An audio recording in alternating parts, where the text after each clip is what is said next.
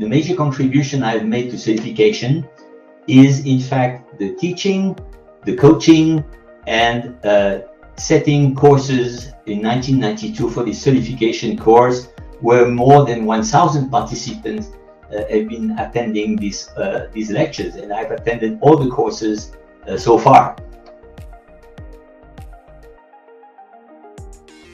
Very often I've seen engineers saying that, well, microstructure is not so important as compared with defects such as porosity, hot pairs, macrosegregation. But in fact, microstructure controls a lot of these defects. If I take a few examples, for example, grain structure movement, when the grains move, they contribute significantly to macrosegregation. It is well known also that finer grain size decrease the tendency to hot cracking, or dendrite size, mainly what we call the secondary dendrite arm spacing, control the space to grow porosity and the fineness of the microporosity in between. So microstructure is in fact a very important step to control the whole process.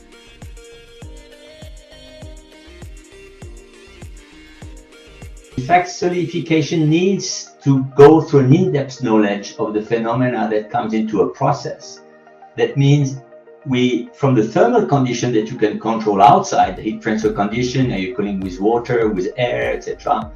The solidification conditions control the local thermal gradient, the velocity of the either thermal or the cooling rate. These control the microstructure that form, and finally these microstructure also control the defect. So it's a whole chain of processes. And another example is that the solidification path, using the phase diagram, as well as microsegregation model, control finally which phases are at the end present in your casting.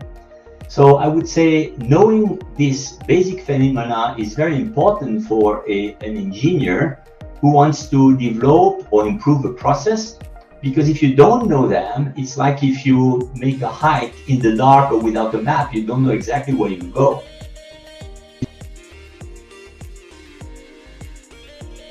Most of the people, more than 1,000 who have attended the course, are engineers working in research and development of processes. So, as I said, it's very important for them to know these basic phenomena. But it's also useful for group leaders and managers, because it helps them define a clear line of research to direct their groups.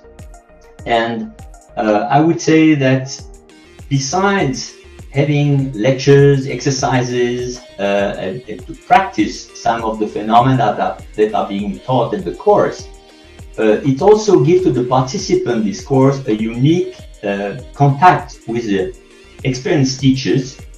And very often during the break or during the afternoon that is free, there are discussions, almost like some free consulting between the teachers and the participant, not counting also the contact between the participants themselves. And I would say that very often we have observed that some collaboration has continued. It was a starting point of some further collaboration between industry and some universities that are participating at the course.